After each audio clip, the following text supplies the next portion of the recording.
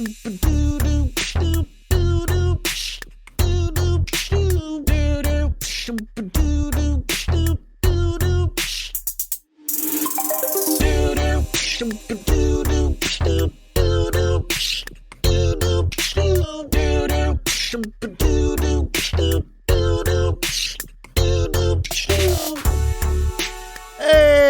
everybody, welcome to the totally absolutely first time we started episode 134 of Tactical Crouch.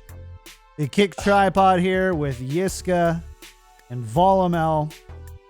As we totally did not say in the previous start of the show, that did not happen. This is going to be a spicy one. I hear that there's going to be some disagreements. Yeah, we got some prize to do. We got some arguments to make. All right. I'm excited Yiska thinks for it. Toronto I'm here sucks for it. and shouldn't keep Kareev. Best player in the world. Takes a really special Mr. person Sleep to Dart. not see the talent that is Kareev, the roll star. It's true. Could be a I dual. have He's a roller. Could be like a deep triple into the crowner. water supplies. That dude, like, I don't know what kind of voodoo stuff he has performed on the audience, but it's like it's incredible how this guy still maintains a reputation of anything but like a high stakes game thrower. in like, I don't know if you guys saw the last game. Especially Li Zhang had me just like my hand had a very hard time getting away from my face just watching his performance on that map, and that was the decider. And the entire series was a big problem. Like I remember on, was it Hollywood? Kings Row. But anyway, like just like him just evading his teammates, doing his best to not survive. It's just nah. Like. There are definitely people I would keep ahead of Kareev. Of course, Logic's being probably the first name. For sure. And then, I mean, I think Zeke has deserved a second chance. I think Numlocked has deserved a second chance. The rest would probably have to retry.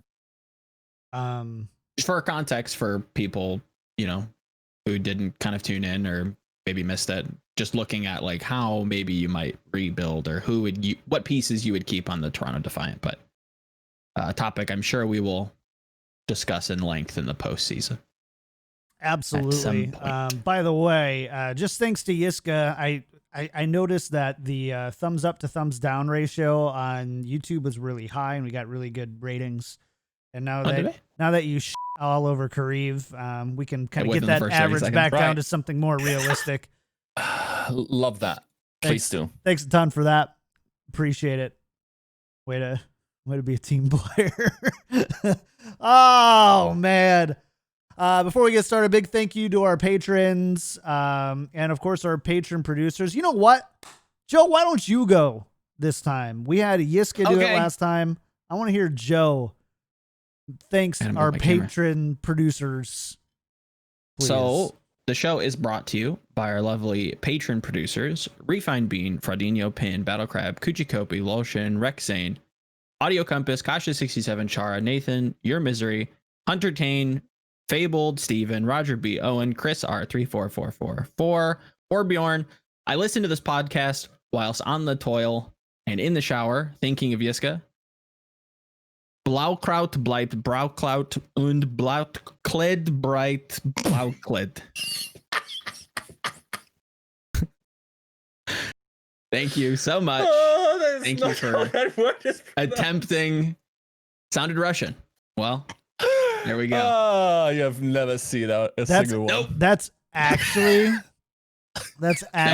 the noise somebody makes after eating 3.5 pounds of sauerkraut and then drowning and simultaneously throwing up at the same time. Bizarre noise. One very few humans have heard before. Now you all can you all can claim that you have heard that. Yeah, it's right. What is the sound somebody makes while drowning after being full on sauerkraut? And it's Blaukraut, Blaukraut, Blautkleid. Stop saying that word, dude! How do you not hear yourself say that word? Please stop. What am I No idea what I'm saying, genuinely. I don't know. I don't know if that's going to get past the filters or not. I don't know. Is this a clean? Is it explicit? I don't get it. I don't know. Nobody knows anymore. But hey, whatever. Hey, chat. Thanks again to our patron producers.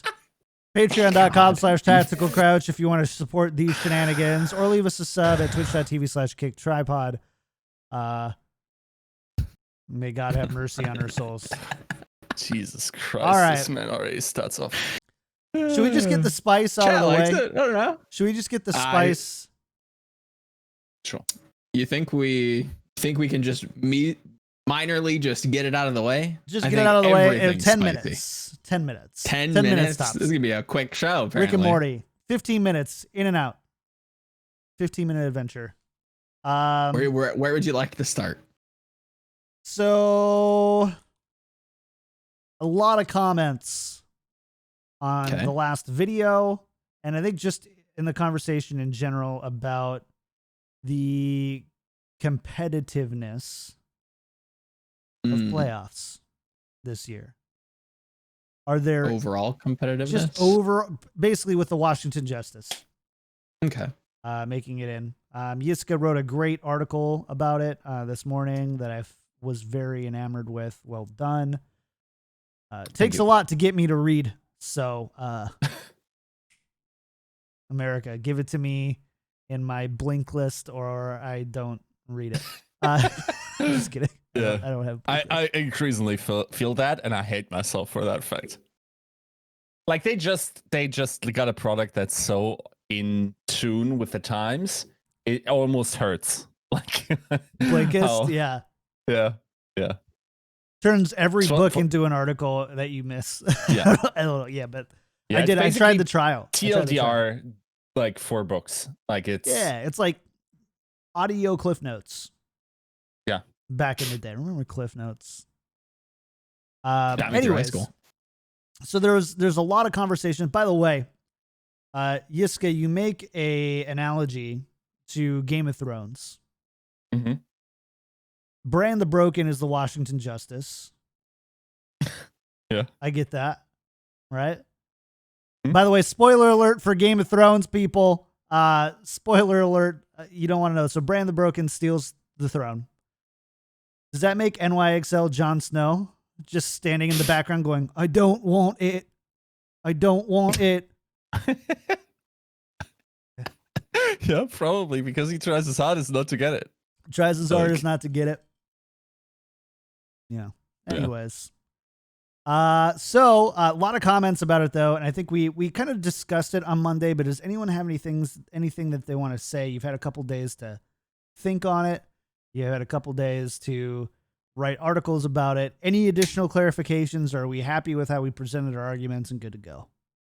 I think it was I'm not even gonna lie to you. I don't remember exactly what was said. I think I can pretty much summarize like the feeling, but yeah, I don't know. I generally, I think we encapsulated the feeling. I think it's not right to shame the Justice in particular, but it does feel weird to see them do extremely. The Justice did wrong. Yeah, it's not the Justice's fault. It has everything to do with everything Justice adjacent.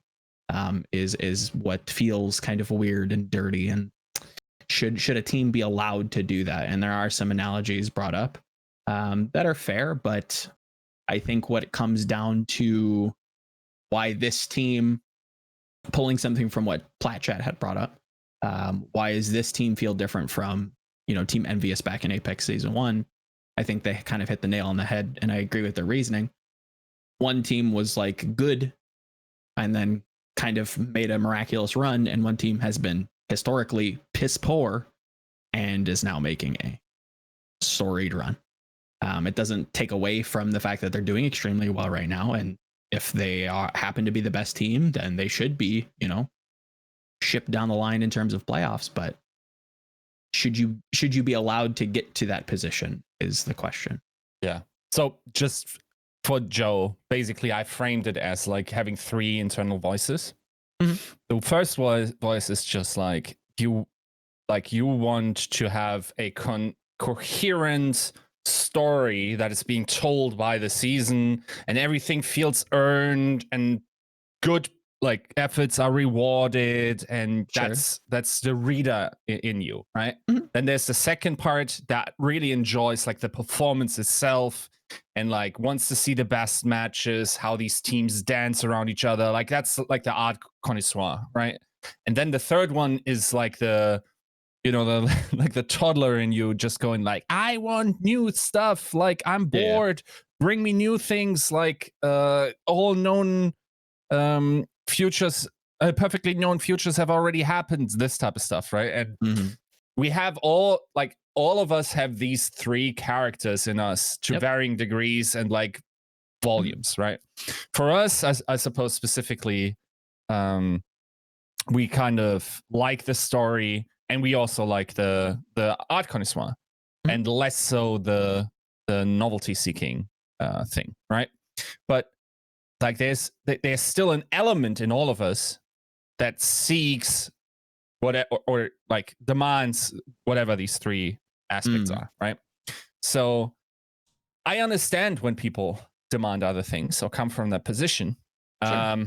I have almost philosophical ideas what I want to be the league designed around, but I also think that based on the upbringing that we had, we have that almost like laid into our crib what kind of experiences you favor, right? And then also, of course, learned behavior and what kind of values you prefer. So it's it's hard to sort of find the middle ground between everyone, and it's also usually a middle ground isn't found. What actually happens is that that a product has a clearer profile of what kind of an experience it's willing to provide, and then people flock to the experience, right? Now, I feel Overwatch League has not been consistent in that, because No, even not at all. season 1 and season 2, it sort of had like this this idea of consistency is rewarded. We're playing like the pretty much the same meta for the longest time. We get these satisfying storylines. Okay, there was an novelty seeking aspect towards it, always in the playoff patches and whatnot. That kind of like had a slight disgruntlement, but now we're full like youthful novelty seeking little voice in ourselves, and less so the narrative storylines that are happening. Like losing Paris hurts to the reader, right? So because it's not a consistent storytelling device or a consistent experience, we will have these frictions. And of course, I can say I'm going to focus on the other voice in myself, even though it's not as represented. Realistically, I will say I'll get my itch scratched by another product in the scene to fulfill that specific requirement I have at the time. So yeah, I think that's pretty much what it comes down to. And we don't even have to put any value judgments on any of those external. Like, of course, we're going to like argue with a lot of gusto in the favor of the things that we enjoy the most, because we want to sway that into that direction. But inherently, there's no superior method to be found, right? Like that's basically what it comes down to. Yeah, as long as there's like another equal and like opposite way, I think that's just as valid. I just isn't for me. But I think you were on the right track with the word that you almost kind of like went to was coherent. The season hasn't been coherent. Even last season, very segmented. When you look at like Rollock and Stage 4, the vast majority of what we thought about these teams was shaken up quite a large deal. You had the Justice again last year with Corey jumping in terms of power. They were already out of playoff contention because of the GOATS meta, but I think you hit the nail on the head last year. If we were to invite all those teams, does Justice not make like a good playoff run last year? Wouldn't put it past them.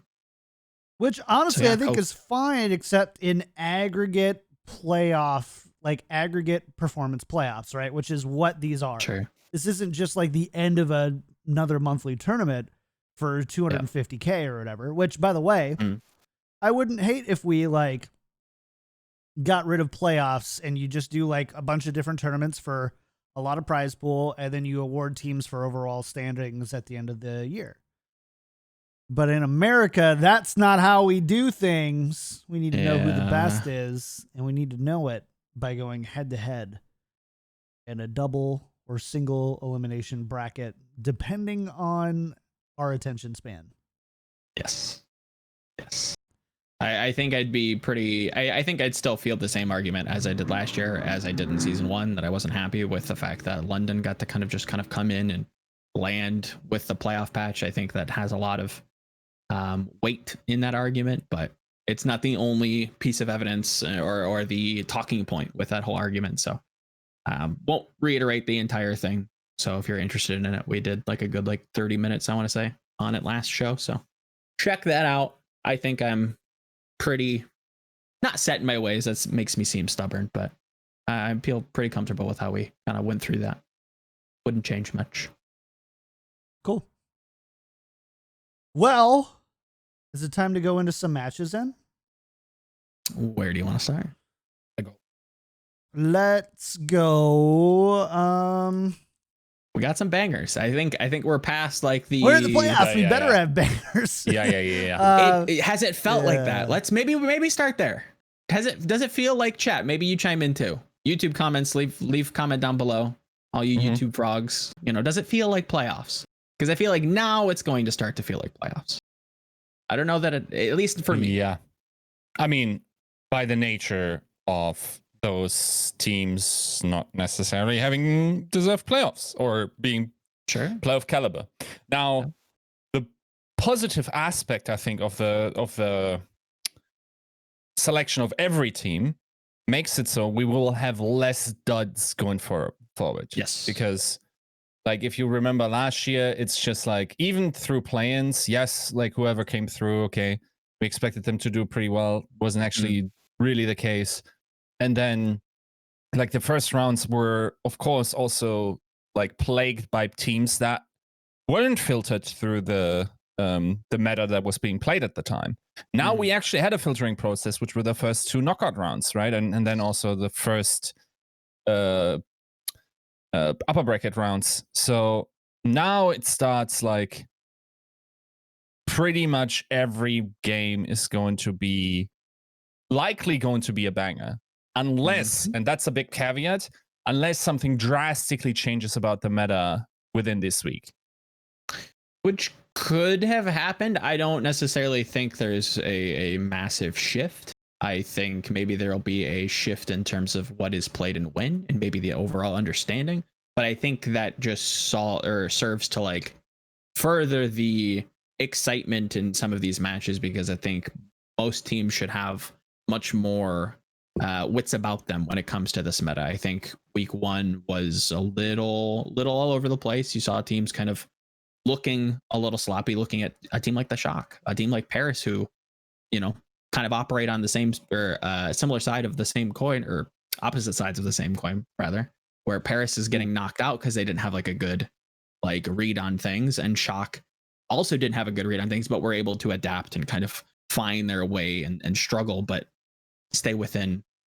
keep their head above water in the upper brackets. So I think we're getting to the point where we're starting to find these good matches. And I think that this week, not break, but this amount of time given should help us find better matches. Okay. Yeah. Do you want to jump on that news real quick? Yep. Let's do it. Sure. I mean, so the Toronto Defiant 3 minutes ago tweeted that Liibow, their interim head coach, has been let go by the organization. They say, today we are saying goodbye to Liibow. Thank you for your hard work and dedication to coaching the team throughout the season, as well as stepping up as our interim head coach. We wish you the best for your future, or in your future. Yeah, well, okay. I think it's probably a wise idea to start with adjustments to the coaching structure very early into the offseason, just to make sure that you're getting the person that's going to be responsible for roster building very early. Evaluation of his performance is, of course, hard. From what I heard, like, it was reasonably positive. It's also interesting that this follows so quickly after what I think is it the CGO? I'm not sure. Of Overactive Media said about the Toronto Defiant. That was a thread that popped on the subreddit. Let me really quickly find it. Yeah, okay. Pardon of Toronto Defiant says difficult decision will be coming soon after unacceptable performance. On the Toronto Defiant side, our performance has not been acceptable, and I accept the blame for that.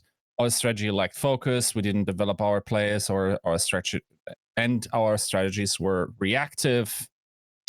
That seems kind of buzzwordy. We're going to take a hard look, and we will be making some difficult decisions soon. Now, that was 18 hours ago. Now, Liibow is being let go. Okay, here's where these statements rub me the wrong way. Do you think Fefe came in and said, I'm going to make you a bunch of money and we're going to go full Western for full marketing? Because, like, I'm sorry if I'm mispronouncing the name. Adam Adamu said on Twitter that they actually had among the highest revenue in the league, right? Presumably, that is also based on the marketing strategy that they have chosen, right? So, presumably that stuff comes from up top. Yeah. And therefore, the selection of talent is sort of like framed or put in a box. Then, I mean, he accepts responsibility. It's still like, you're not going to get that high, it feels like. I feel like Valiant is sort of like a weird situation where that isn't an expected outcome of a full, and that's not even a fully Western roster anyway. So the Defiant, to be fair, also aren't with Karif, right? And Roki, but yeah, I don't know. Weird one. Very weird. I think, and it's wrong to say that it's all lip service, because obviously you don't know exactly what's going on, but it feels like one of those things that just has to be said, because like you can't say the opposite. Like you can't just like come out and say like, oh, it's the fans' fault, like it's all the players' fault. It's like, I take no responsibility in this. I have no dealings to with what the day-to-days of the team, and yeah, I have nothing. I absolve myself of everything, right? Like you obviously can't say that, but I don't really read too much into that. I'm not surprised, but I think if I'm going to hope, or if I'm going to kind of have a wish for the Toronto Defiant in terms of this difficult decision, I think a real magnifying glass needs to be put on the people above the team, not just the coaches, because I kind of put that with like the team and the roster and kind of active members of the team. People in decision-making positions really need to be held accountable, because this is one of these teams that has consistently gone through coaches like Swiss cheese. For whatever reason. First it's Bishop, then it's Fefe, and you always have this like mulling through of coaches that is not going to give you a coherent vision for the team. If that's, that there needs to be kind of an internal investigation into that and look and really look at, why is this happening? Is it necessarily all our fault? How can we improve on that? Because that going forward will probably net you better results than just like throwing a Korean player in there, right? Like I really hate the idea that just plugging in good players will give you good teams. I think that this season in particular with Toronto has shown that that's not necessarily the case. And you can actually do well with players that don't necessarily have the same name value. So yeah, I'd really go through like a full top-down structure review. I think, to be fair though, I think Toronto as a whole doesn't need to do too many changes to their active roster to, field a solid team. I don't think you'll win anything, but competitive to say the least. in your opinion, how much did Toronto underperform compared to your expectations this year? They finished, so including bonus wins, they finished 15th in the league, -16 map differential. Didn't we all put them relatively in like the 10 to 14-ish range? Sure. Yep. Sure somebody has that somewhere for us, but like just trying to contextualize that a little bit on maybe what the larger community's expectation was for Toronto and maybe the franchises, and maybe there was a misunderstanding there as well. I think the team had promise coming into the season. I think they had a couple gambles. One that I'm still on the fence about, and one that seemingly has just not paid off. I'm still kind of scratching my head on where Surefour is. I think he would have been a great boon for this team for the majority of the regular season. What do you say? What do you say? Don't know where he is. 13, I think he'd be fantastic. Joe 14, myself 17. Wow. It was not high on Toronto at all. I think I did try to rate them twice though in the preseason. Yeah. I think I rated them in week 1 at 17, and I think I ranked them again at 12. I think there was a flub, but I think if you had to pick though, like you'd probably stay within like the 10 to 14 range, John, for Toronto. With the roster that they initially came out with, and how much I wasn't convinced that because I mean, this is Beast, this is Nevix, two people that haven't played in a long time. I didn't believe, I was not a Beast believer. Sure. So I would say honestly, probably not. And I think realistically, if you look at it if you remove the bonus wins and that one deep route or that deep run they made in summer, I think it was May. Was it May or summer showdown? I think it's May. Either way, like they do finish, I think, down there. So like there's literally just, I think, a one tournament difference between a 15 team and a 17 team. Or really close to. I don't know if their map differential would have put them down that far. So I don't know. Like I think I would still. You're right. It was summer. Keep it there. Okay. I think that's fair. But yeah, I think somebody who kind of flies under the radar, who should get more, not criticism, but more eyes on, is Cruz. I think he did have a really big positive impact on this roster once injected. I worry that it was too much, or not too much, but too little too late.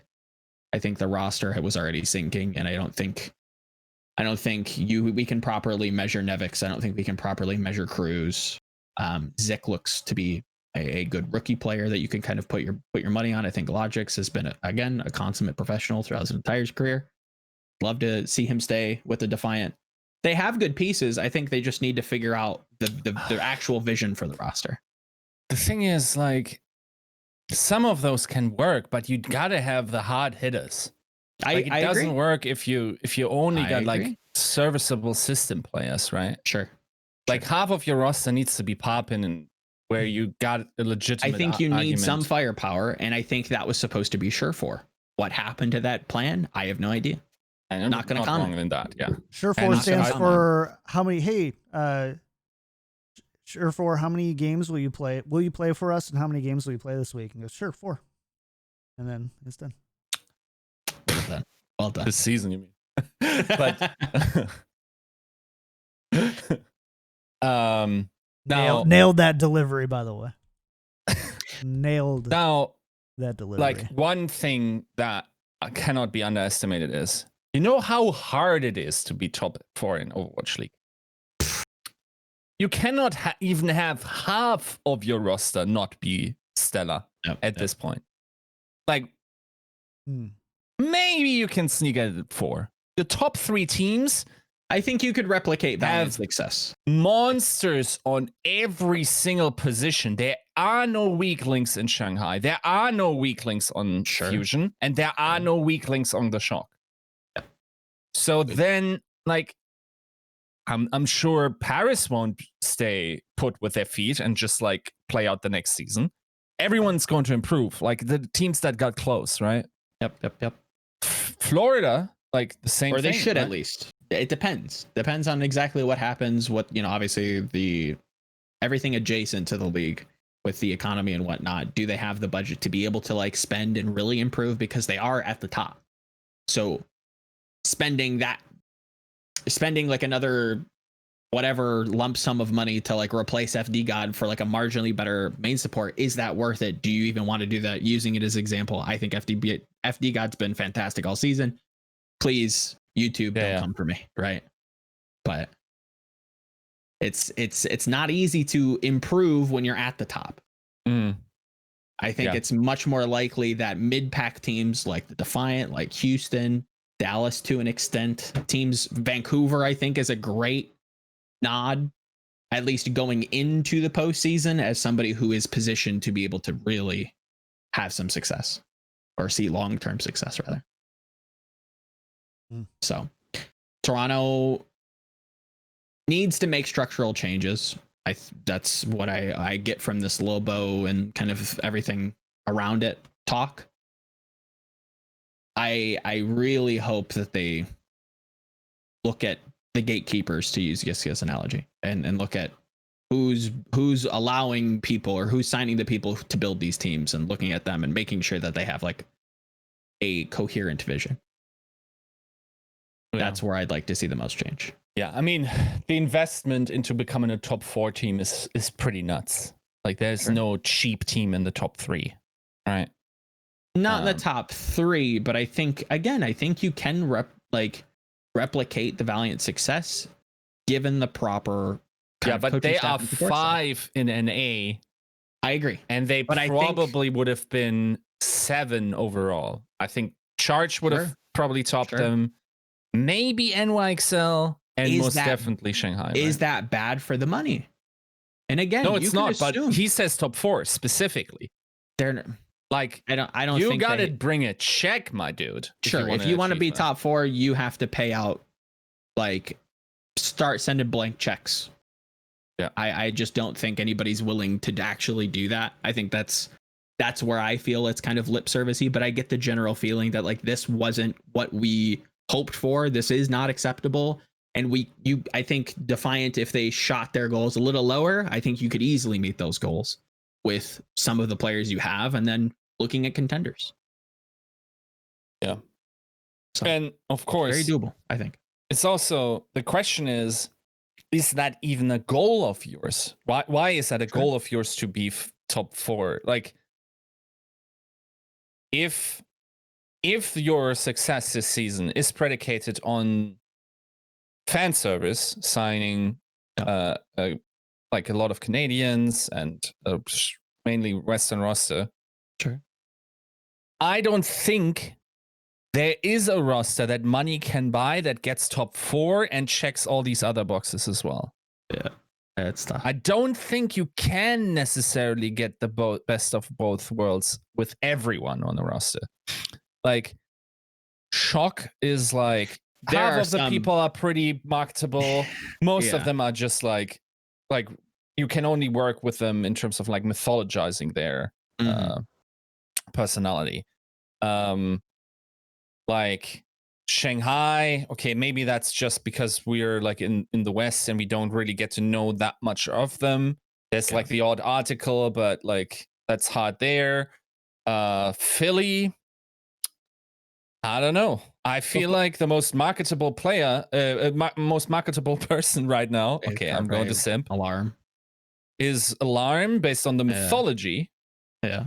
You know who the second most marketable person on the Fusion has been this year? And this is going to be heavily biased. It's Christopher for me. Oh, sure. Right?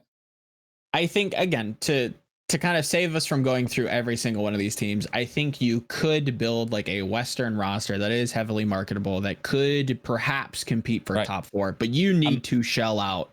I'm dumb. Coco is Stupid definitely a name that I would name before that. Funny ass show. Yeah, he appeared in a lot of shows. Yeah. Chipsa didn't really connect that much. Carpe, of course, would have to be above that based on the mythology aspect of it. Not really about the character of these people, right?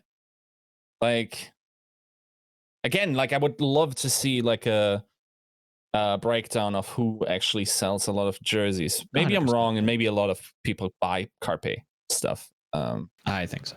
I think people are very, very high on Carpe, which they should be. But yeah, I think you could build like a Western roster for Toronto to meet those goals of hitting top 4 and being marketable. But I think that requires a lot of teams to let go of a lot of players and you to sign them to absorbent deals. Yeah, I don't think that's possible. There's like a potential for that to happen, but like the Stars need like some justice type stuff needs to happen before that happens, like before you can even talk about that. So yeah, I don't know. I think they could drop their goals a little bit and shoot for top 10, and I think you could easily hit that 100%. No doubt. That's actually an interesting question. Who's the most marketable roster in the league? From like who has the most, let's say, cultural impact or like reach, all of that combined? Who is it? You gotta be Shock, huh? Yeah, it feels like this, right? I feel like it's gotta be an Asian team. And Shock is like super. Yeah. And then the odd crusty tweet. Moth has some brand. The widest? It's tough to measure Asia teams because they use so many social media platforms that we don't. Right. That is like we don't know. Right. I would have to qualify as Western. Yeah. I would have. Yeah, if it was Western, I'd Sinatra agree. But Shock was, for sure. Yeah. It probably would surprise me though if somebody was able to like actually calculate that. Like it was surprising to hear that Toronto actually did well in like merch sales and like overall revenue. Like that was actually pretty surprising. Here's the surprising and that's not part. different. That's different Dallas, from like because Dallas as a name is that. Yes. I don't know if the players are exactly. other than like Gamsu. That's the clarification. The players versus the org. Mm-hmm. Yeah. And I think honestly I think Atlanta probably has some of that too. Yeah. You had that with Dogman. Dogman. Who got really quiet Baby this Bay. season, by the way. Baby Bay, yeah. But all of these stop talking to like taking interviews, or maybe it's just like we have less media in general. I think there's like a decrease in terms of media in the scene just as a whole. I think COVID has like stressed a lot of people out. I think that could be a sign of like why people are like taming the personalities. Like they have to be a little bit more reserved. Like again, when you're putting yourself out there, you have to assume that you might get praise and might get a whole lot of backlash. Is that something you can deal with right now? I don't know. Not saying that that's exactly the case, but I think that's probably why you're seeing a shift. Mm-hmm. I won't say a step back because I think it's just shifting towards the coaches.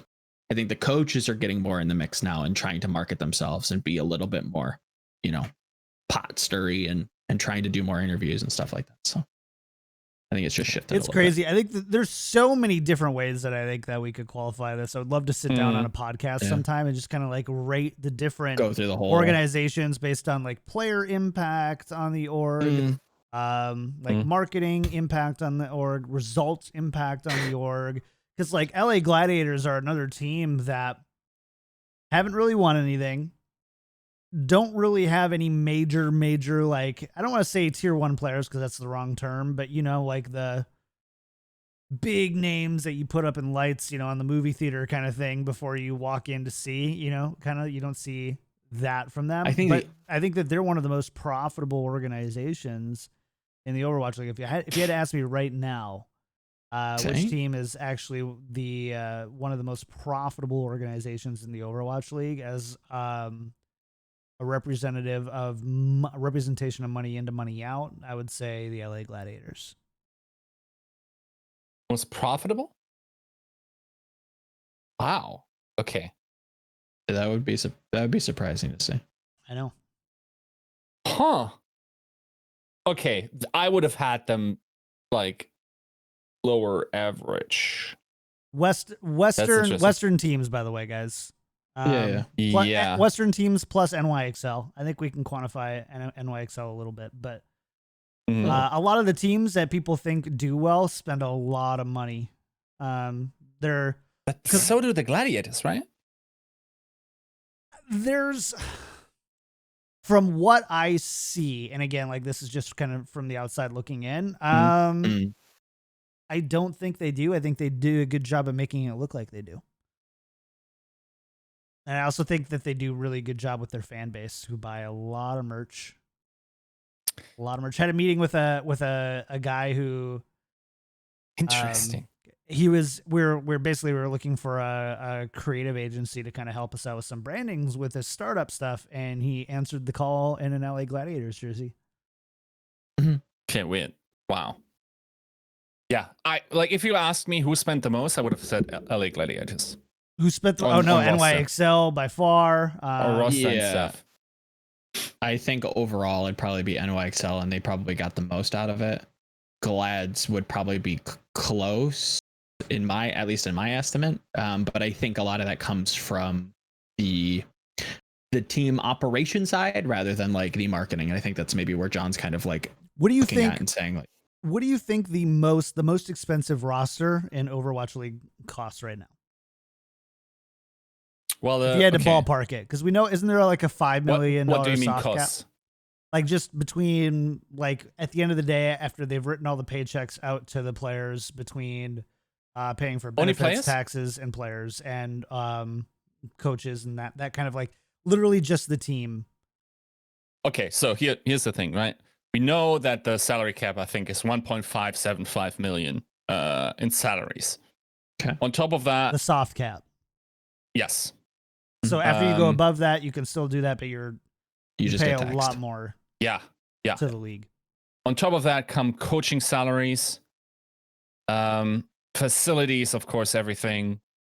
It's really hard to ballpark that. Then theoretically also, like, do you want to consider org staff as well, like management and or PR? We can. I mean, it kind of gets to like this semantic splitting hair, but I would say about like $5 million to do all that, plus all the administration on it and everything. That's where I'd probably ballpark it. Yeah, I think that's the upper end, but maybe I have no feeling for this. Like I think it's like tough. Players and coaches probably run like 2.2 before buyouts. I think people underestimate the cost on coaches a lot. And staff. Some. On a few of these, and then I also think it all is operational. Aren't quite able to qualify what some of those sponsors are paying. Oh, if you're spending $5 million on that, how many sponsors do you think are on a team spending less than $1 million? Yeah. For a jersey patch. Yeah. And a little overlay on a thing, and then some sponsored content. Yeah, something tells me it's not a whole lot. I think there was a number what was estimated in the pitch deck that the Overwatch League gave out while courting. I know that number. And I think it was insane. Never reached.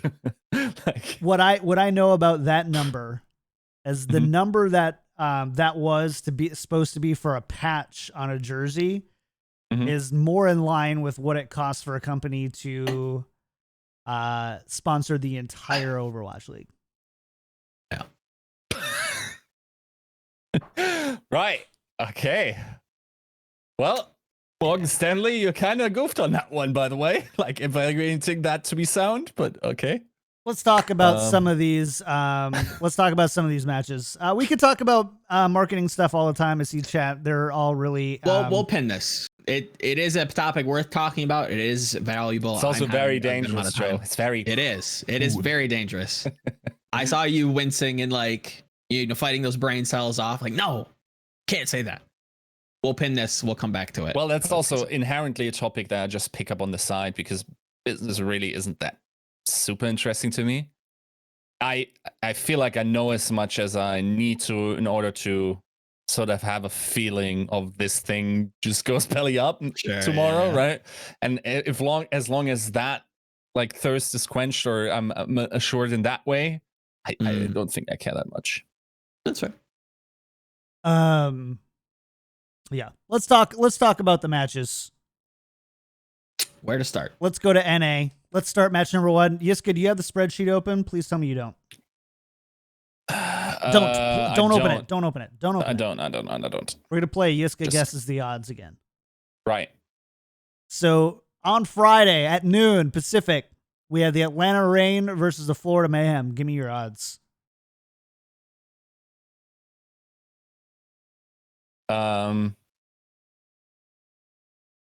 61 Florida.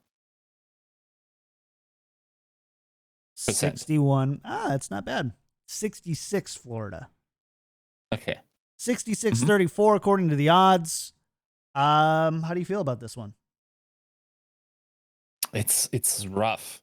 Like, I feel like those are two teams who didn't have great reflectors to really see their or at least Florida didn't.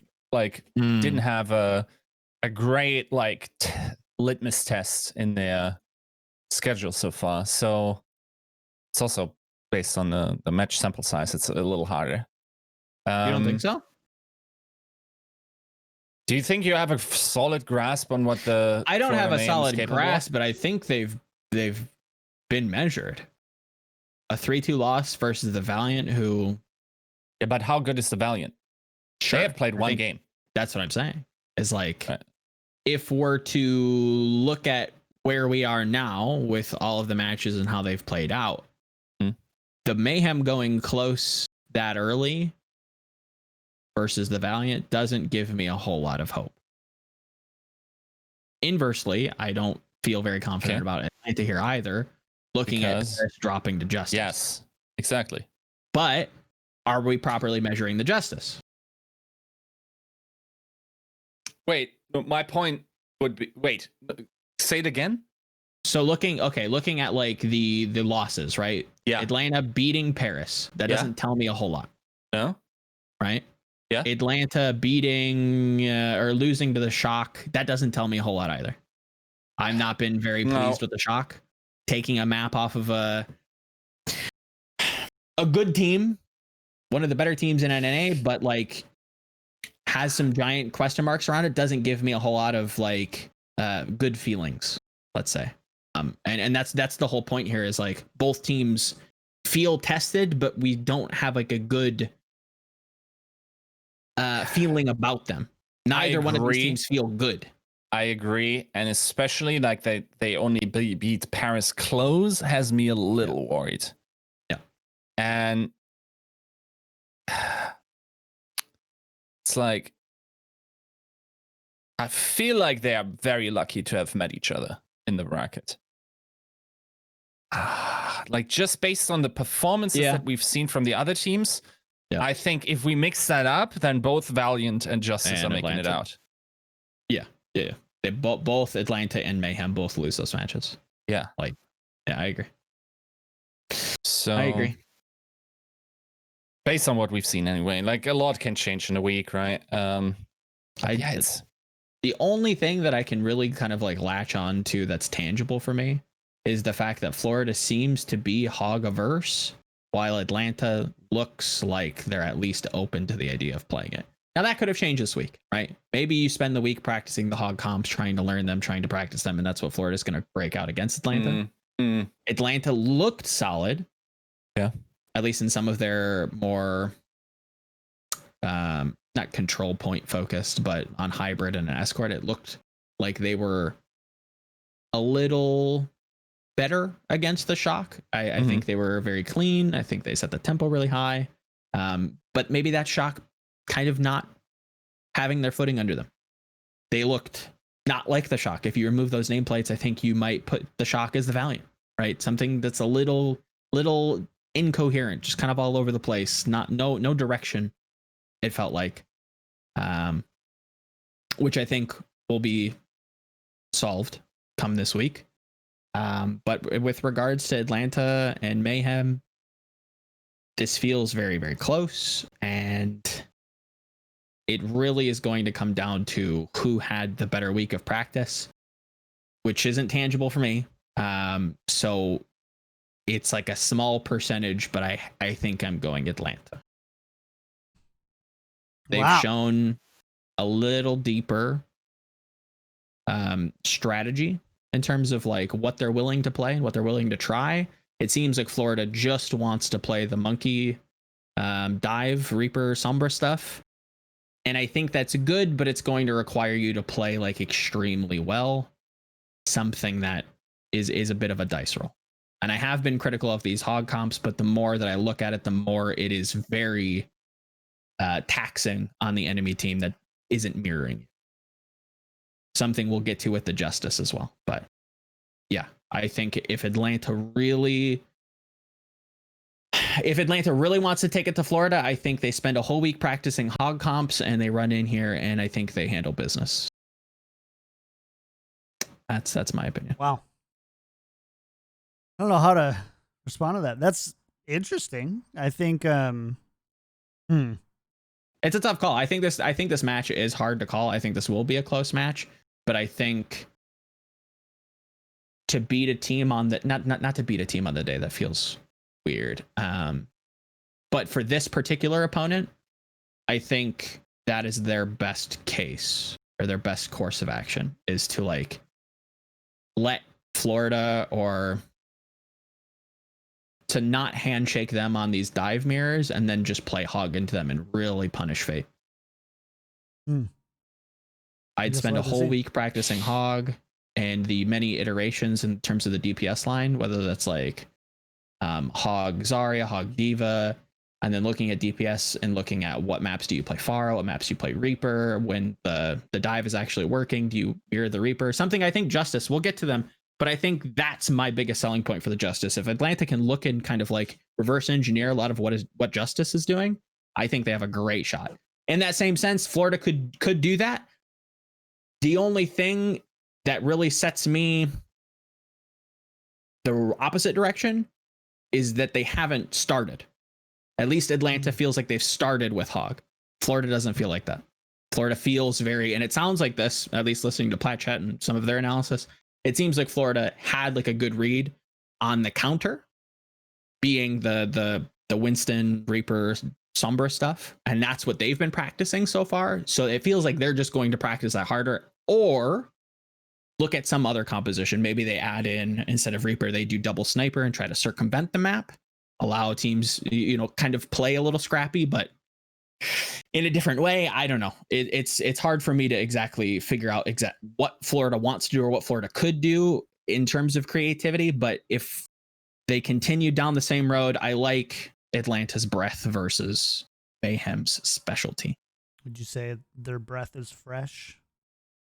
Fresh breath. With 5 gum.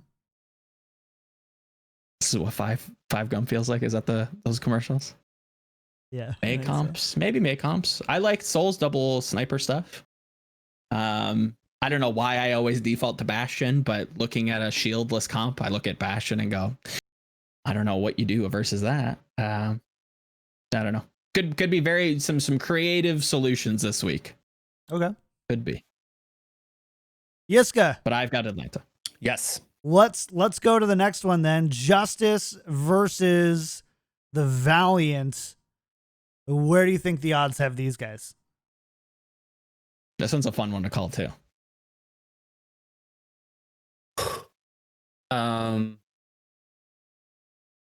Okay, so these aren't my odds, right? No. This is what you think the odds I'm just are. guessing the odds, Yes. what the odds are. So first off, I think the betting market probably has Justice ahead.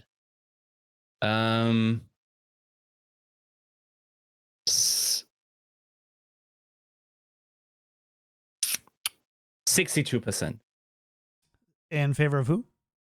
of the Justice. Shut up, dude. You're looking. No, I'm not looking. 62. Wow, spot on. 62 Justice. Called it, dude. Wow. Yeah. Hey. Okay, here's the rationale, right? like I notice like these algorithms are very course corrective. So if you run these, like just by, for instance, using like Eric's Monte Carlo thing, like he has like a scaling value that if you beat a series, like there's some sliding scale on what your evaluation should correct to, right? I feel like they are super like they have a really solid amount of recency bias that also behooves just like the playoffs and the patch. Like this time they get it right, I feel. Now, once again, I actually don't know if I would agree with the Valiant with the Valiant not being the favorite here. But you don't know if you wouldn't agree. If I would How agree. many different negatives can you put in a single? Yeah, I'm sorry. You're right. So I think, in my estimation, the Valiant are the favorite. I think, like, yes, the Washington Justice have exhibited a solid amount of performance. Let's not forget they were literally one map away from clean sweeping the Shock, and I think they should have also, right?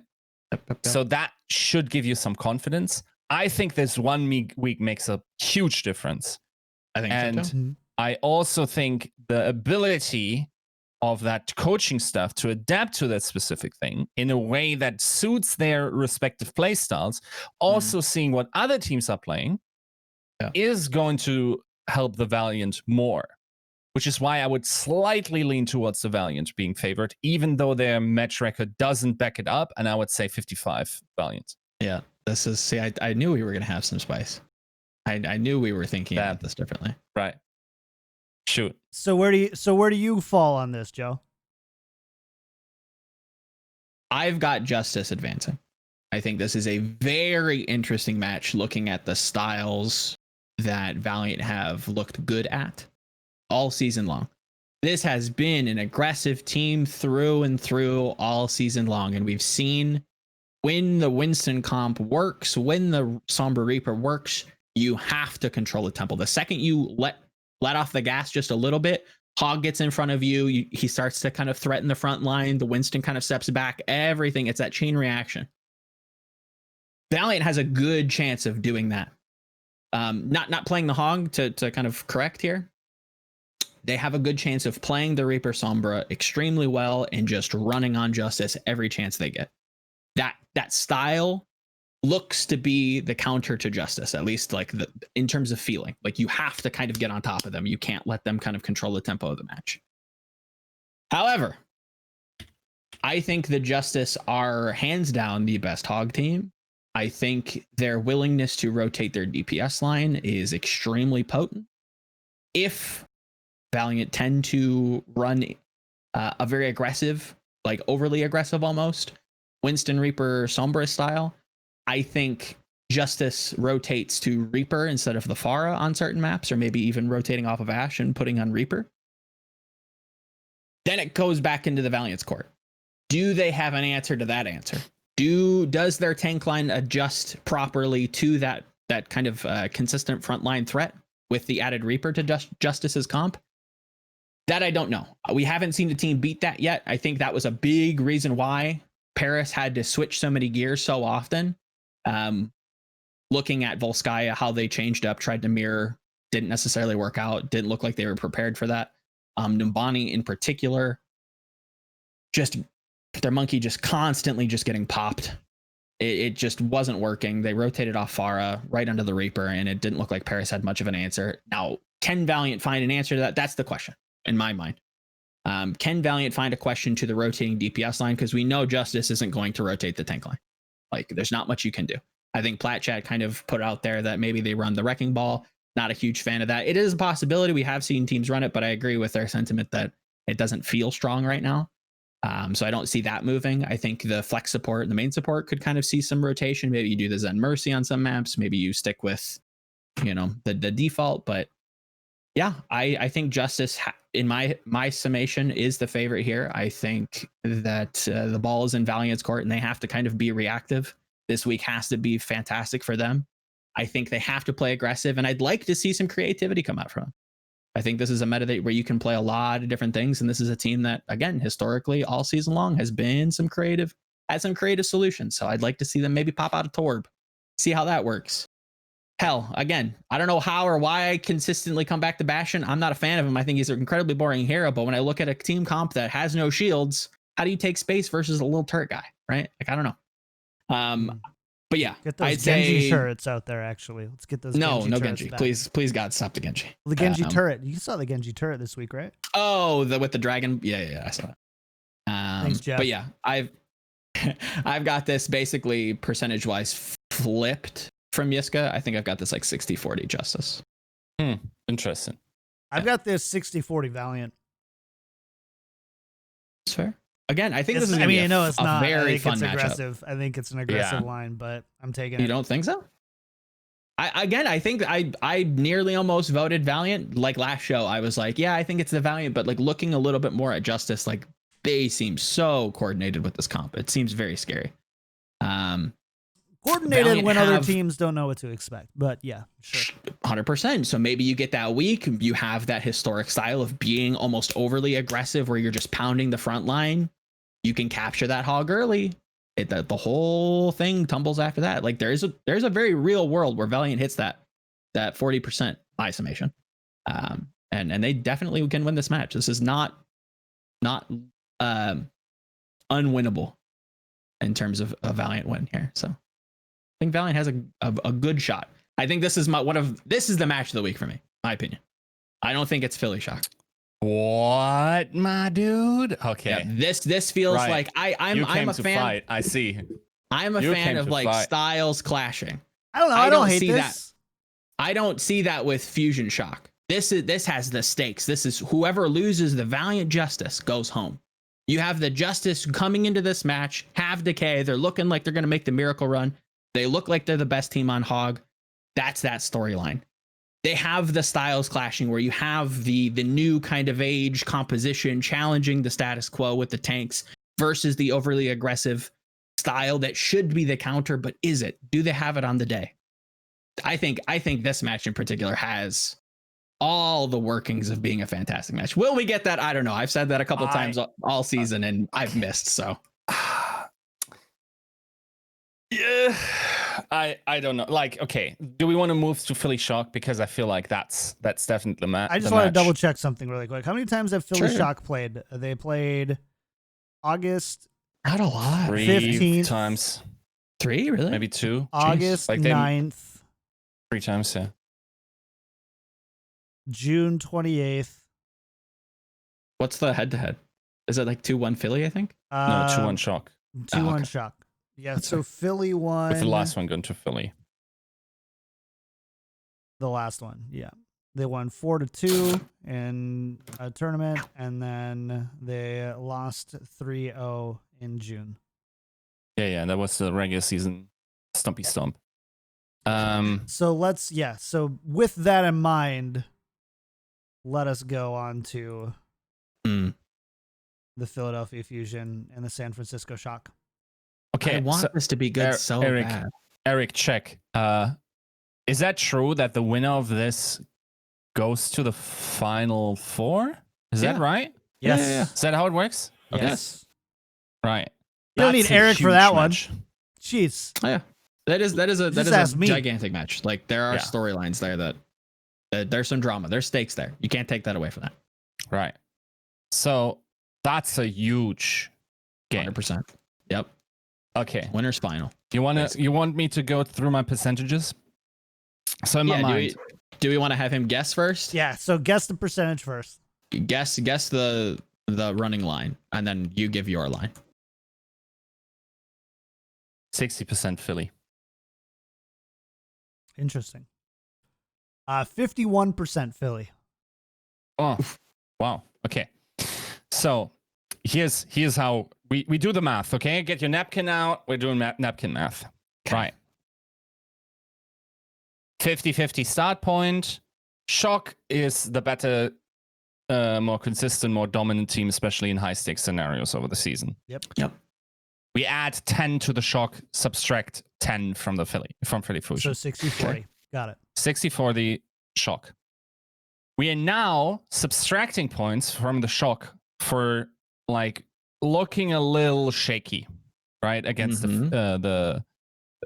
actually both the Justice and I would even argue against the Rain. While the Fusion, admittedly not against as strong teams, possibly completely went like hard 3-0, right? So from 60-40 Shock, I add 15% to the Philly Fusion. Okay. And go 55% Fusion. Now here's my problem. Okay, pause real fast, because I'm not gonna lie, I spaced out. I was reading chat. Run me through a TLDR of that last explanation on the 15. Yeah, thank you. Okay. Me too. Like Philly had the way more impressive playoff performance. Okay, so yeah. That's fair. Okay, I got you. Yep, I got you. perfect. Okay, Yeah. great. I almost brought that point in. I'm like, yeah, but let's talk about Philly's playoff performance. Right. So then it's all fine. That discussion should end here. Nope. We gotta add the Shock bonus. Yes. We gotta add the Shock bonus. Yes. The 6th gear that they always had in these situations in the playoffs. When you do the napkin math, they just light the napkin on fire. Yep. And as dominant as Philly looks, I feel like Shock is slightly favored here. Yep. Against my better judgment. Just because... I don't think it's your better judgment. I think, again, looking at the competition that Philly has faced, Gladiators, not a strong team. A fine team, but a team that they should be able to 3-0. Should be clear. It's not an unrealistic, scoreline for sure. That is not a test for Philly. I don't think the Valiant is a test for Philly. This is the first time that we will see them properly tested. Granted, there's not too many teams that will be able to test them in North America, to be fair, right? So I don't have a good feeling about Philly going into this match. They come into it with a lot of confidence. They come into it with a lot of like reassurance of what they've been doing is working. I agree with a lot of the points you made, though. The Shock are slow to start, historically. The Shock are the better refining team, historically. The Shock are the better clutch team. Look at the era we're in. To me, this doesn't even seem close. As much as that really contradicts a lot of what we've seen so far, I think the Shock kick it into high gear hard. I'm with Joe on this one. And they pound Philly. God damn it. And I hate saying that. I don't like saying that at all, but I do not like... Look, Philly, in order to sway us, all you need to do is demonstrate that ability to us as well. There's a way. There's a way. And I tell you what my way for them is. Okay. Someone leans into their microphone while 3 people are live on his team against 6 and goes, winnable. And then they win. Okay. Winnable? I thought you said we nipple. No, not we nipple. We nipple. You got not a tiny nipple. You're not on the carpet train for this? I think we can be, but it has to be in terms of strategic depth. Right. I want Philly to go, haha, you've, glasses, anime style push up, the glint in their eyes. Now they pull out the hog composition, something that Shock have looked very shaky with. You have the roster. You have such a talented roster, Philly. I'd love for them to be hiding that strat and saying, oh, look how good we are at the Reaper Sombra. Look how good we are at this. And then we're actually better at Hog Zarya, and we just haven't shown it yet.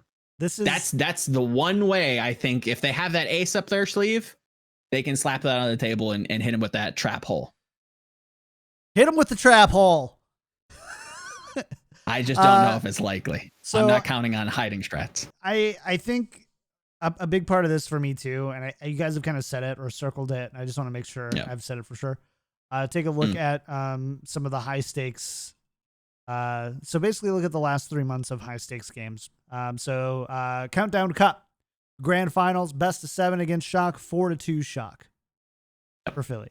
The Summer Showdown, 4-3 Paris. Melee in the semis lower bracket semis against the Mayhem 3-1. Until they can pull those out, like I just like it's tough to say that all of a sudden they're going to be a decisive team here. I want them to be. I would be fine with the Fusion win. Yeah. I don't hate either of these teams winning. I just don't. I genuinely don't know if it's going to be close either way. Maybe we're overestimating the Shock's like just level up value. Maybe it's not the same Shock. I have a hard time believing that's the case because they've been able to show that all season long in most cases. Yeah, I don't think this is close. I think this is Shock, probably 3-1. I think people are putting a little too much stock into the 3-2 yes performance against Justice too. Yep. I genuinely think that the Justice could be considered a top 3 team. I don't think people have properly kind of corrected for recency bias. Or I mean, maybe I'm misusing that. Maybe it's not recency bias. Maybe it's like past bias in terms of how terrible they've been all season and properly evaluating them as like a very, very dangerous and potent team. I will get to it next Wednesday, but unless Atlanta and Mayhem really show me something exciting, I don't see Justice stopping anytime soon. Fair enough. So with that in mind, what 2 teams do you still? I think all 3 of us had Shock Philly coming out of the NA brackets. Do you all feel confident at the end of the weekend that regardless of the results here, that's who we see? No. Do you feel more confident in another outcome? Well, no, I don't feel confident in another outcome, but I don't feel confident in most outcomes right now. It really is going to come down to what these next few weeks look like. Can Justice continue their dominant run? Will Shock crumble under any kind of pressure that Philly puts them under? What does Philly look like in this next match? What is actually played versus both teams? It's difficult to say. Like, let's for instance say that the Philadelphia Fusion come out and they do have a Hog Zarya or a Hog Diva or even a Hog Sigma. We'll get to Asia, but if they're playing Pig's Feet and they happen to just 3-0 the Shock, right? And the Shock now can measurably say that they have a weakness or an apprehension to this Hog comp, they have to replay Justice. It seems like it's almost destined to be the case that they're going to have to reface the Justice at that point. And it's difficult to call there. I don't like the Shock's chances. I think that there's like a stylistic mismatch if that happens to be the case. Again, hypothetical. Not saying that will be the case, but there are worlds where maybe the Philly comes out, shows some pocket strats, and they catch Shock off guard. Then the Shock have to replay the Justice on nearly the same compositions, and maybe they take a 3rd place exit in North America. I think it's very possible. Similar things could happen to Fusion as well. Fair. I'm not confident in any of my rankings thus far. Confident, but if you had to place a bet right now, what are the 2 teams walking out of NA? If I had to bet, it would be Fusion Shock, but I don't like it. Yiska? Same. But again, none of us feel good about it, which is kind of fun. Nope. Until you realize that this is all one of these teams shouldn't even be here. But yeah, okay. Justice, right? Yeah, I think so. Okay. I'm pretty locked in that Justice at 3rd. Unless we see something different this week. But, wait, what am I saying? Do I believe that? What didn't you just take Valiant play? Yeah. I mean, now the thing is, I'm in your head. Like these things don't necessarily. They don't line up. You're right that but... they don't. So, but here's the thing, though. Yeah. I don't think you're contradicting yourself, Yiska, because I do think not necessarily. That if there is a team that can beat the Shock or Justice or the Shock or Fusion, it's not. It's not the Valiant. It's not the Valiant. It's but in that specific matchup, the Valiant are favored. But we're also, are we just going to keep ignoring Mayhem and Rain? Are they really? Are neither of them really? I think you might have been in the bathroom. Maybe. But if Yiska had mentioned that like it's very lucky that both of these teams faced each other, and I agree with him, because if you flipped any one of those teams, so if you made like Valiant Rain be a match and Justice Mayhem be a match, I think both the Valiant and the Justice advance. I think it's not close. There's Interesting. also something in me that feels like Philly must have learned from 3 years of, or let's say 2 years of almost getting there and then never quite getting there. I mean, to be NYXL fair, didn't. Some lessons have to be NYXL didn't. there's a lot of evidence across a lot of different games to support the otherwise, or to support the opposite. There's a lot of teams who just get stuck. Though. They get stuck so close, and it feels like they're improving these situations. I think this will They're be also wide now in terms of the roster. I agree. I think you have to be wide in terms of strategy, though. I think this is a strategic meta. Are kind of in for one. They've been in for one. They've been, it would be so Philly, by the way, to win this match and then go out in fourth at the top 4. By the way, that would be very Philly. Yeah. Travel, man. Who knows how that's gonna factor in everything? Do we even know where we're playing yet? We just know that they're going to be on the same continent, right? They're not even going to be necessarily in the same building. So we don't even know if they're going to be in the same country. By the way, the concern that we raised immediately upon hearing this, it appears to be the only feasible way to do this. Because like Super apparently said, you will only have his laptop. Is what I read. I haven't actually even seen the clip of that. Oh boy! Excuse me, I shouldn't be spreading that if I haven't double checked. But sure, like. If that's true, I think it's fair to, worry about practice environments for the NA teams. I think we're in for a poop final. No, shut up. Turds. Get out of here. You, Joe. And it's nobody's fault. It's not the team's fault. It's not the league's fault. It is what it is. I think we're in for another final. It is somebody's fault. And that's we're going to the last hurdle, I feel. All right. To a great final. Yep. We're due for one. We have some fantastic matches. Last year we should have had a good match. The year before that we should have had a good match. We keep wanting to, do these playoff matches, but hey, not here, neither here nor there. We'll get to Asia though, Let's get to Asia. Everyone, if everyone but Wolf is right, maybe Asia needs some time to catch up. maybe. Right. All right. We're going to Asia, and we're gonna go to the first match that we're going to see. Shanghai versus Seoul.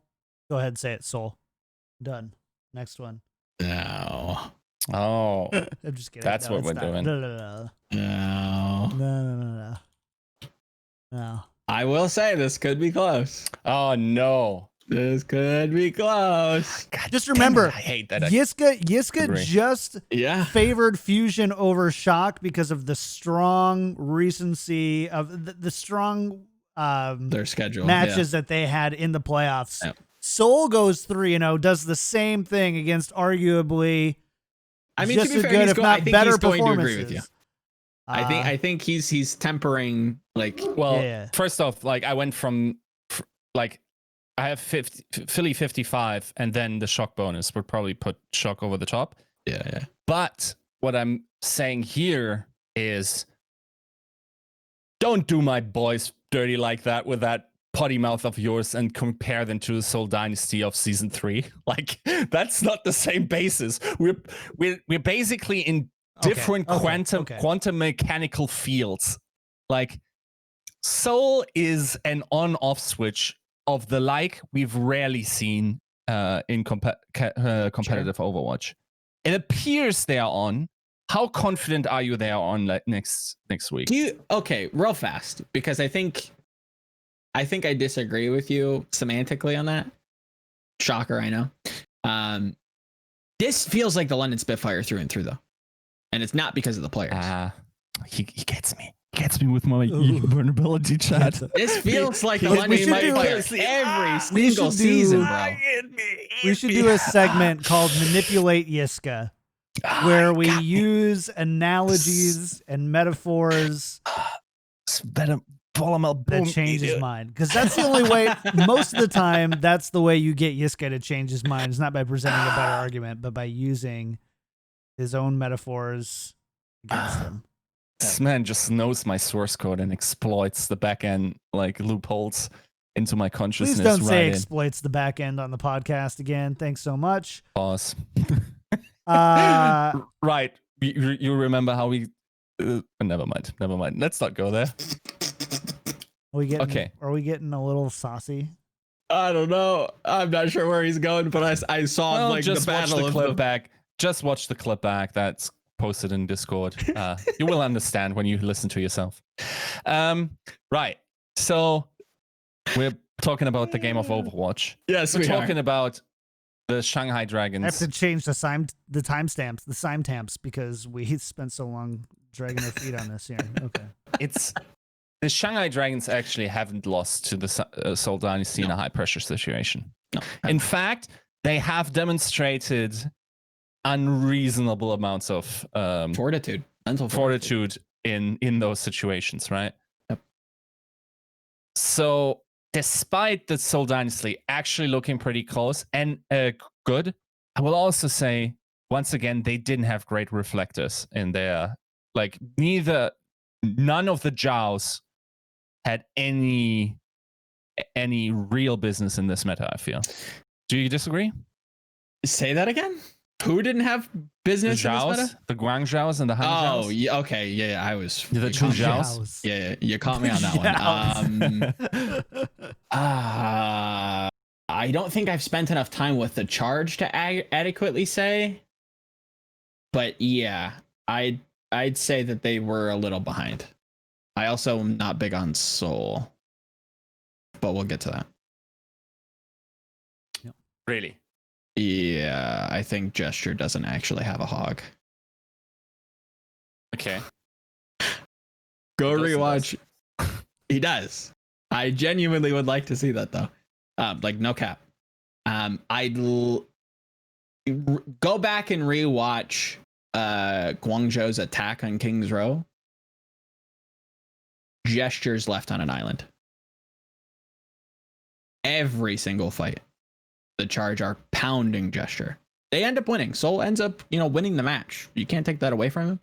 But I think they have to shore up that weakness, and it really does seem strategic. I don't think this is a decision for that Gesture just, Herder runs into the choke by himself and then gets caught out. I think they want to leave him on an island for whatever reason. I think they could benefit a lot from like a Zarya. I do like the Sigma look. I think it's very interesting. Especially when they're running double hit scan, because they can circumvent and have one person with the Sigma to kind of protect them, have the hog and the supports up the middle, kind of almost playing like double sniper in a way. Yeah, I think Seoul has some good, has the better read when looking at like versus the Joes, if you want to call them that. They had the better read, but I still think they need to shore up a lot of this messiness before we get to, maybe them versus New York or maybe the rematch in the lower bracket. By the way, I said Jaos, which is wrong. It's Joes, right? Oh, fair, whatever. Right. Yeah, we gotta be we have gotta two be Joes and a Joes, Joe, right? Like we have two Joes and a Joe right now. Guangzhou. Hopefully pronouncing this correctly. Yeah, I just looked it up. I think that's the closest. But the problem is this is all in American English. I assume I'd have an easier time getting to the actual correct pronunciation through German, but I can't find a. Regardless. Right. I think this is straightforward. Shanghai. That's the underlying assumption. I think it's pretty obviously like 65 Shanghai. Yeah, deceptive assumption. I'd put it a little. See, I don't think it's closer. I just am really frustrated with Shanghai. I think they're playing overly messy for no reason. By the way, are you saying that based off of the one match they played against NYXL and won 3-1? I am. Okay. I am, and that is a fair criticism. I can't. There's not much rebuttal there, but within that one match, I think they did not play up to their potential, and hopefully we will see that solved within this week. Maybe that was just a bad day. Very well could be the case, but I'd like to see that solved, or Seoul could give them a run for their money. I side with Shanghai here, but I think this could be deceptively close. I think this is one of those matches that people have not like course corrected in terms of power rankings, and maybe we haven't had enough data for Shanghai to adequately say if they're messy or like they should be lower. Hard to tell, but off of what I can see, I think there's a real chance that Shanghai could struggle with this. Should win regardless. Like, I don't see too many worlds where Shanghai loses this match, but could be messier than expected. Mm-hmm. I agree. Right. I think this one has just like, this is the type of result here of like, you just kind of eye it and you just kind of go, it just kind of like, you ever just kind of look at a bracket and just kind of see one of the teams just like wink at you? Is that the Seoul Dynasty for you? The Seoul Dynasty, or just kind of like, are they winking at you? Are they giving the eye? They're like, hey, buy like, me hey, a drink. like, I need to Looking at you from across the room. stop. I don't know what that feels like. Whatever That I'm never on, happened I to need me in stop. my It might life. be like might be that my state is on fire and my, every vision is blurred on everything. The smoke might be getting to you. Okay. Well, let's go to the Regardless. bottom. Let's go to the bottom of the bracket then. Mm-hmm. NYXL versus Guangzhou. See, I feel like this is where we're going to have a little bit of a tussle. This is where we might have some problems. Where do you go on this, Yiska? Oh, this is tough. This is possibly the hardest match here. Do you want me to paint my case first? Yeah, and I'll just do the opposite. Go ahead. No. You can't, What? because then you'll be able to next week go, I only took that position because it wasn't the other. And then you'll pansy out on it. And we're not going to have this that. guy just took my optionality from it. Look, there's only one rule. I'm always correct. Because I always disagree with Joe. That's how it works on this podcast. Oh, by the way, let's do odds Fair on this enough. really quick before we Sure. even go. Yiska, guess the odds here. 59% charge. 58% NYXL. Okay. He got me. He boomed me too. Stop. Damn. Okay. Interesting. So they weigh like playoff performance very heavily. Yeah. Right. Does it Ugh. give you any thoughts that you want to kind of vomit out? I don't Maybe come believe to- these algorithms. Get out of my way. So here are my thoughts on NYXL, who I think are not the favorite. I'm favoring the charge here, and I genuinely don't believe this to be very close. Unless, again, I'll caveat this: within this week, NYXL opts to actually play Hog. This whole mono on Wrecking Ball ain't cutting it. Not happening.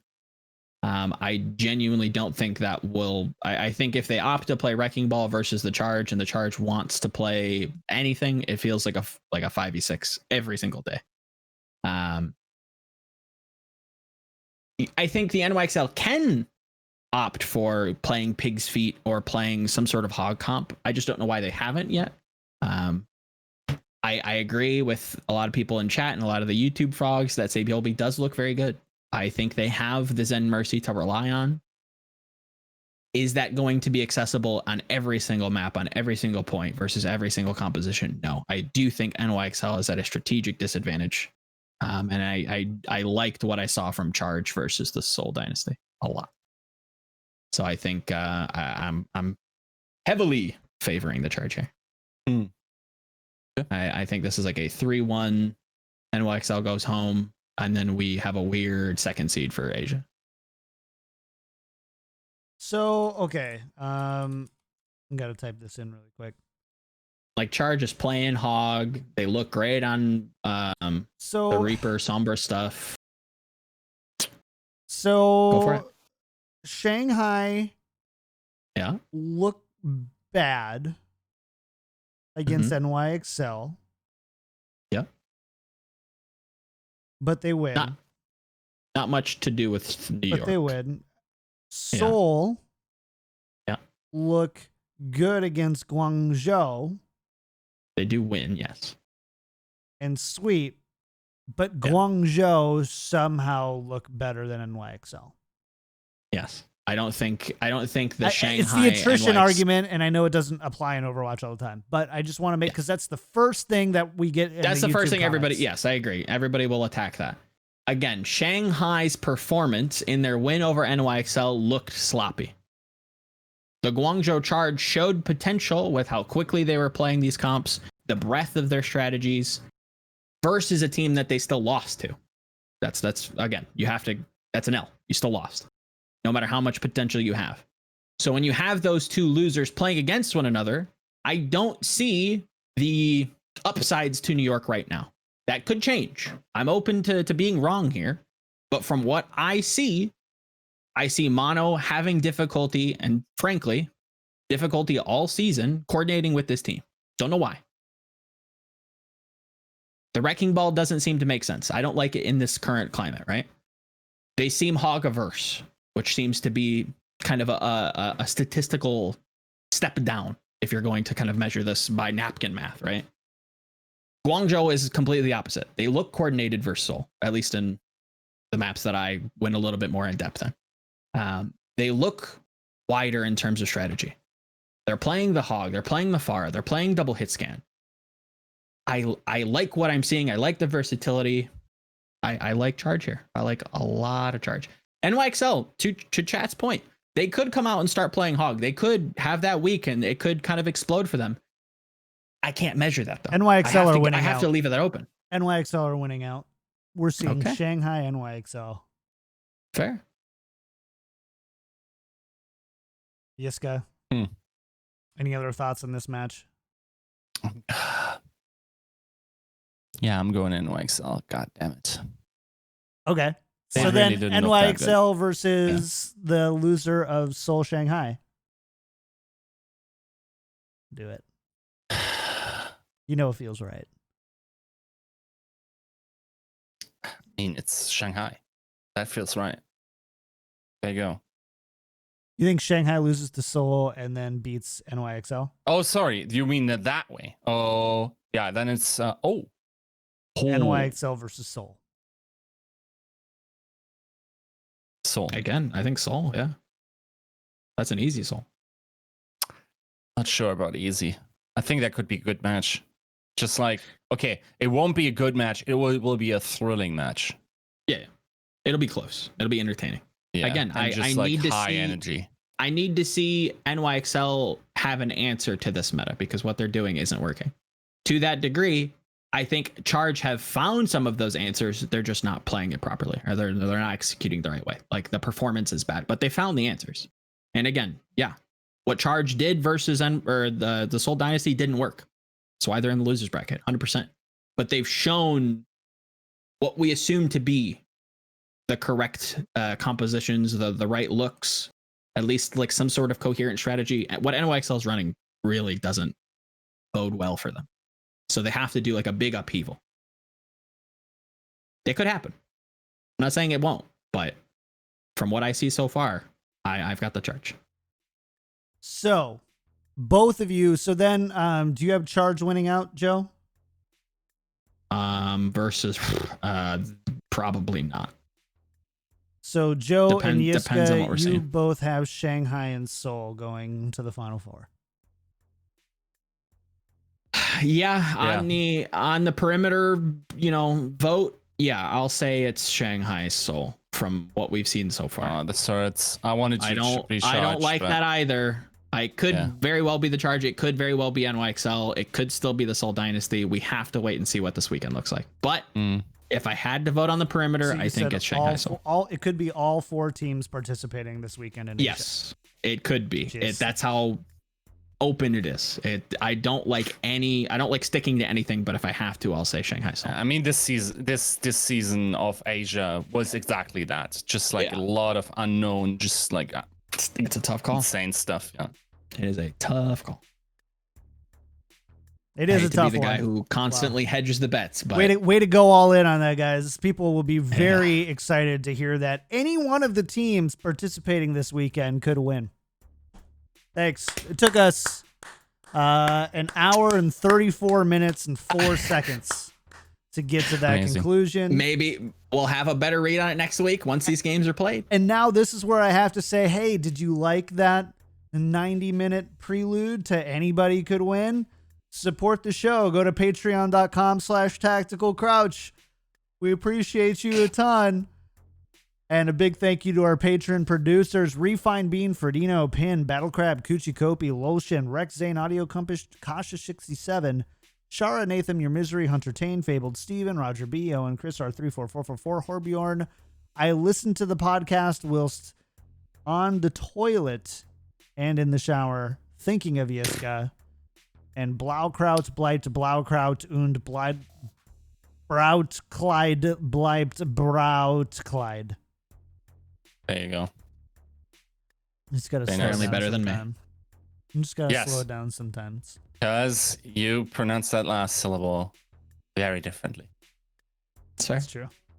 I will not be I'm baited. going to play it back to you and then you will. I mean, I believe I said it, but Yiska's the master It baiter, is what but I it will is. not be baited. it's true. All right. Right. Big thanks to everybody who hung out, and a big thank you to our new subs, Yiska, who subbed, and all that kind of stuff. Right. So, new subs. Quiznos Bear, resub +1 gifted. Thank you. Porkchop Semi, of course. I recognize that name everywhere because it's part of the Patreon poem. Captain M. Kirk. Thank you for the sub. Masa_OW 5 gifted. Is that Masa OW? Is that I think so. Kickstarter guy? Okay. And then Sea Storm Voyager. Thank you for the sub. Thank you Guys. all. Appreciate you. Let's get out of here with shout outs for the week where people could find you. Joe. So this week, did some pretty general kind of explaining on why I think the hog comp is working and why you're seeing it pop up. Be warned, it is general, not for hardcore Overwatch fans, or at least I tried to make it as non-hardcore as possible. So that is on GG Recon, as well as some kind of long form narrative patterns that I've noticed across all of the playoffs, looking at, the London Spitfire in there, not specifically the London Spitfire, but looking at that core, or using that as an example of some long-term patterns that I've noticed when it comes to playoffs and all the teams that overperform and underperform and how chaotic playoffs can be. So that is also on GG Recon. And then doing some think pieces for some Valorant content coming up in the next week or two. And yeah, stay tuned for all that good stuff. Sweet. Yiska, what about you, man? Shout outs for the week. Where can people find you? Yeah, I wrote that article that I already that we talked about a little bit in the beginning. It felt like one of the more, clarity moments of actually like trying to decipher myself, and also the energy that I get from other people. Otherwise, I'll cover some Valorant. Of course, I'll do also playoff coverage for GG Recon. You can check that out on ggrecon.com. Awesome.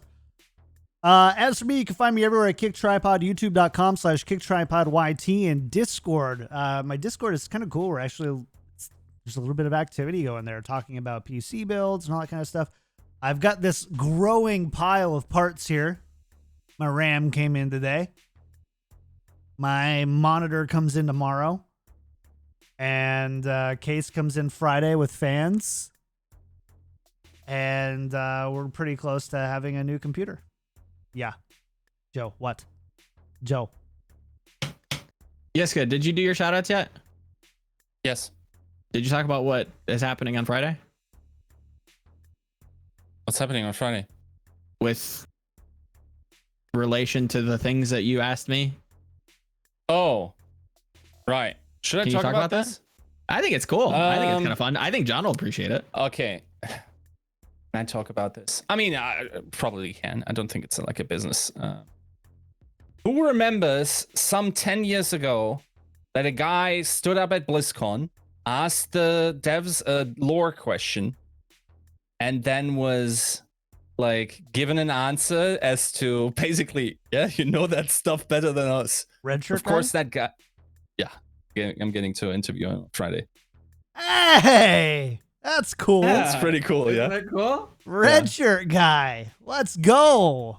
Yeah. So yeah, there'll be a red shirt guy interview coming on GG Recon. So stay tuned. If you're into Shadowlands and the lore and what a lore connoisseur has to say, then yeah, stay tuned. Nice. Super cool. Back to my shout outs. Sorry, I didn't want to. Yeah, my Discord, discord.me/KickedTripod if you like all the tech and audio and that kind of stuff. And then again, the whole computer and stuff should be built. That makes Spike Drop a little bit spicy on Friday, but should be a go. So stay tuned for that. Otherwise, I don't know. Part of me is just kind of like, do we need to just finish out the season and then get back to Spike Drop? Because it's tough to stay up. But That's a lot. Well, also not a ton going on in terms of Valorant right now. yeah, with we're in between the tournament series stopping. and yeah. There's an EU tournament, but outside of that, there's not a ton going on. Yeah. So anyways, doing that, other than that, big thanks to everybody who hung out today. If you do like the show, want to support, patreon.com/tacticalcrouch, leave a sub, twitch.tv/KickedTripod, or just join for the live shows Mondays and Wednesdays at noon Pacific. And another great free way is leave a 5-star iTunes review. Please do. We love reading those and appreciate them a ton. Other than that, we are out of here. We'll see you probably Friday, otherwise for sure Monday for more Tactical Crouch. Bye!